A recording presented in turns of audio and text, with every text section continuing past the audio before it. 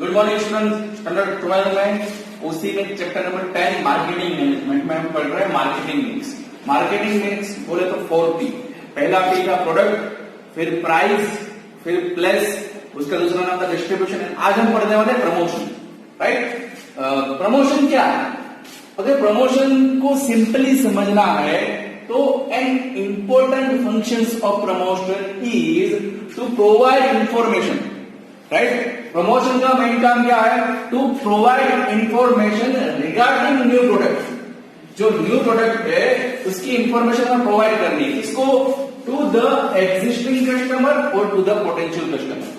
What is the difference between existing customer and potential customer? मेरे पास Maruti Suzuki की car है जिसका नाम है स्विफ्ट डिजायर। राइट, तो मुझे ये लोग बोलेंगे कि हमने एर्टिगा लॉन्च करी, new product. Right, and potential customer मतलब ऐसे कोई कस्टमर है जो कार परचेज करने के लिए रेडी है या फिर सोच रहे हैं, उसे पोटेंशियल कस्टमर। तो मारुति सुजुकी वाले ऐसे पोटेंशियल कस्टमर को भी एग्जिस्टिंग कस्टमर में तब्दील करने के लिए क्या करेंगे? प्रमोशन करेंगे। तो an important function of promotion is to provide information regarding new product to the existing customer and to the potential customer. ये होता है प्रमोशन। राइट, अब है प्रमोशन मिक्स। याद रखना, हम पढ़ रहे हैं मार्केटिंग मिक्स। मार्केटिंग मिक्स में पहला P आया था, इसका नाम था प्रोडक्ट। प्रोडक्ट मिक्स भी पढ़े थे। आज हम प्रमोशन मिक्स पढ़ने वाले हैं। प्रमोशन मिक्स मतलब क्या? प्रोड्यूसर या फिर मार्केटर। राइट, प्रोड्यूसर और मार्केटर क्या करेगा? एडवर्टाइजमेंट करेगा या पर्सनल सेलिंग करेगा या सेल्स प्रमोशन करेगा या पब्लिसिटी करेगा और उसके थ्रू कंज्यूमर तक पहुंचेगा। उसे क्या बोलेंगे?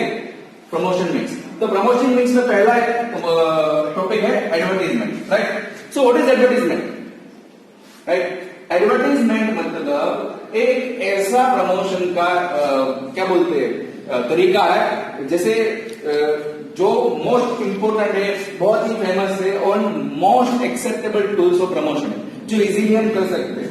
राइट, एडवर्टाइजमेंट की डेफिनेशन बोले तो advertisement is a paid form. क्या है? पेड फॉर्म है। एडवर्टाइजमेंट करने के लिए हमें पैसे देने पड़ेंगे। Of non personal information. इसमें नॉन पर्सनल इंफॉर्मेशन आएगी नहीं। Non personal information of goods and services in which advertisers identity is easily traced. मतलब से फॉर एग्जाम्पल मारुति सुजुकी वाला ने एडवर्टाइजमेंट दी है तो हमें पता चल जाएगा उसकी एडवर्टाइजमेंट है, उसे हम इजीली आइडेंटिफाई कर पाते हैं।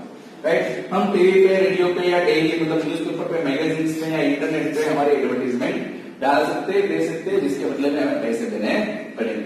सो एक ही definition of advertisement.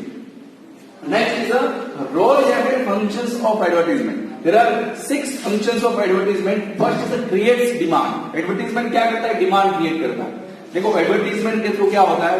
Through advertisement या फिर थ्रू पर्टिकुलर एडवर्टाइजमेंट वन मतलब कोई बंदा बहुत सारे कस्टमर को क्या इंफॉर्मेशन पास करेगा रिगार्डिंग प्रोडक्ट। राइट, ऐसी बहुत सारी प्रोडक्ट होती है जो न्यू होती है। राइट, मैंने से फॉर एग्जांपल नई प्रोडक्ट इजाद की है तो मैंने प्रोडक्ट इजाद करी है, मैं किसी को बोलूंगा ही नहीं, किसी के पास उसकी इंफॉर्मेशन डालूंगा ही नहीं, तो लोग परचेस करेंगे नहीं।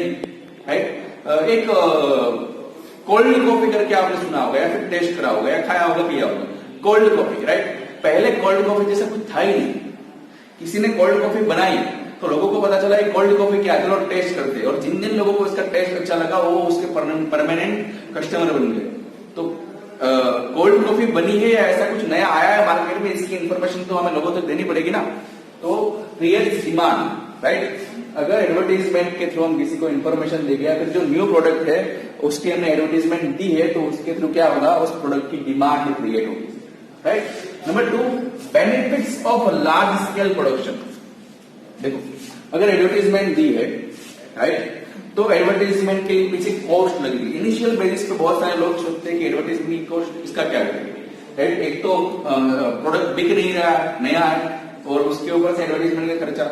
अगर एडवर्टाइजमेंट का खर्चा आपने दिया तो हमें क्या मिलेगा? हमारे जो प्रोडक्ट है उसकी डिमांड बढ़ेगी। डिमांड बढ़ेगी तो प्रोडक्शन बढ़ेगा। राइट, प्रोडक्शन बढ़ेगा तो कॉस्ट ऑटोमेटिक, जो प्रोडक्शन कॉस्ट है ऑटोमेटिक डाउन हो जाएगी, और कॉस्ट ऑटोमेटिक डाउन हो जाएगी तो प्रॉफिट अब जाएगा। समझे सर? प्रोडक्शन बढ़ता है तो कॉस्ट कैसे ऑटोमेटिक डाउन होगी? अपने दिमाग को जोड़ दो, घुमाओ। राइट, ऐसे कुछ खर्चे होते हैं। कोई से फॉर एग्जाम्पल एक चौक में 10 बनाओ या 100 बनाओ, खर्चा सेम ही लगता है ना? तो 100 बनाना ही अच्छा है ना। 1000 बनाओगा तो और खर्चा कम जाएगा, तो कॉस्ट ऑटोमेटिक, प्रोडक्शन बढ़ेगा तो कम जाएगी और प्रॉफिट बढ़ेगा और जो प्रोडक्ट जो एडवर्टाइजमेंट का खर्चा करा था वो वसूल हो जाएगा।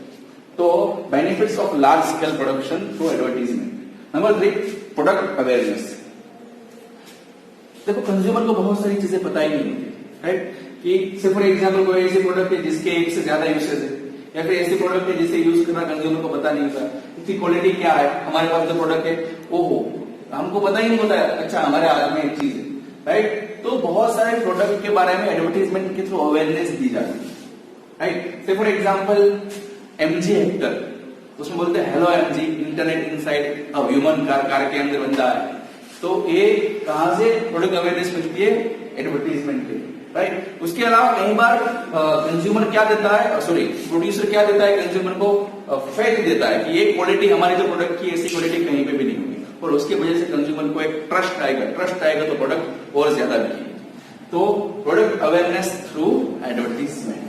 Number 4, helpful in employment generation. अब सोचना एडवर्टीजमेंट एम्प्लॉय जनरेशन कैसे करती है, हेल्प कैसे करती है? देखो एडवर्टीजमेंट हो गई, यस हो गई, तो उसकी वजह से क्या होगी? डिमांड बढ़ेगी तो प्रोडक्शन बढ़ेगा, और ज्यादा प्रोडक्शन करने के लिए, ज्यादा मशीन ऑपरेट करने के लिए हमें ज्यादा बंदे चाहिए तो एम्प्लॉयमेंट बढ़ेगी, राइट? उसके अलावा हम एडवर्टीजमेंट देंगे तो जो लोग कॉपीराइट करते हैं, जो लोग न्यूज़पेपर प्रिंट करते हैं, जो लोग एड डिस्ट्रीब्यूटर्स है, जो लोग शूट करते हैं, जो लोग फिल्म मेकर है, फिल्म मेकर मतलब एडवर्टीजमेंट मेकर, इन सबको भी एम्प्लॉयमेंट मिलेगा, राइट? तो एडवर्टीजमेंट क्या करेगा? Helpful in employment generation, right?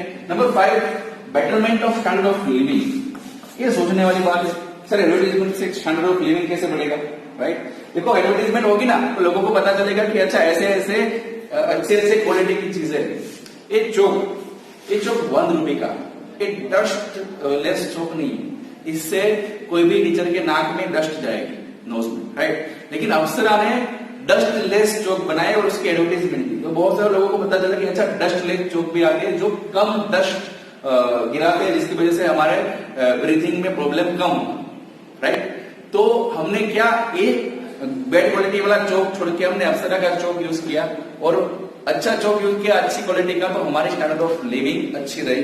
तो एडवर्टीजमेंट क्या करता है? लोगों को बेटर प्रोडक्ट, बेटर क्वालिटी वाली चीजें के बारे में इंफॉर्मेशन देता है, और उसकी वजह से लोग क्या करते हैं? बेटर क्वालिटी वाली चीजें सिलेक्ट करते हैं, यूज करते हैं, और बेटर क्वालिटी वाली चीजें सिलेक्ट करने से, यूज करने से उसका स्टैंडर्ड ऑफ लिविंग अच्छा हो। And number 6, maintenance of quantum of sale. देखो साइकोलॉजिकली बोला जाता है कि एक ही चीज बार बार देखने से भले ही हम इग्नोर कर रहे हो, लेकिन हमारे दिमाग के कोई कोने में वो रहेगा।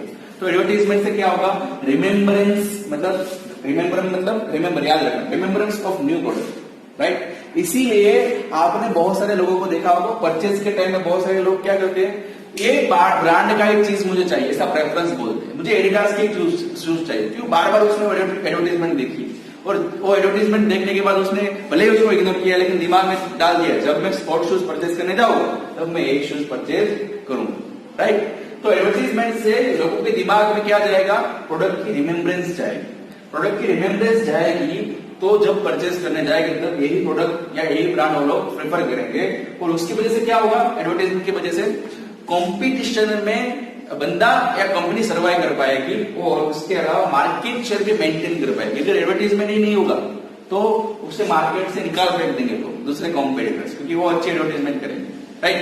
तो एडवर्टीजमेंट के फंक्शन या रोल, पहला क्रिएट्स डिमांड, दूसरा benefits of large scale production, तीसरा product awareness, number 4 is helpful in employment generation, number 5 is the betterment of standard of living, and number 6 is the maintenance of quantum of sales. So most important question, right? Next lecture में हम next function personal selling पढ़ेंगे। Promotion में हमने पढ़ा advertisement, दूसरा पढ़ेंगे personal selling. Okay, बस आज के लिए इतना ही। Thank you for the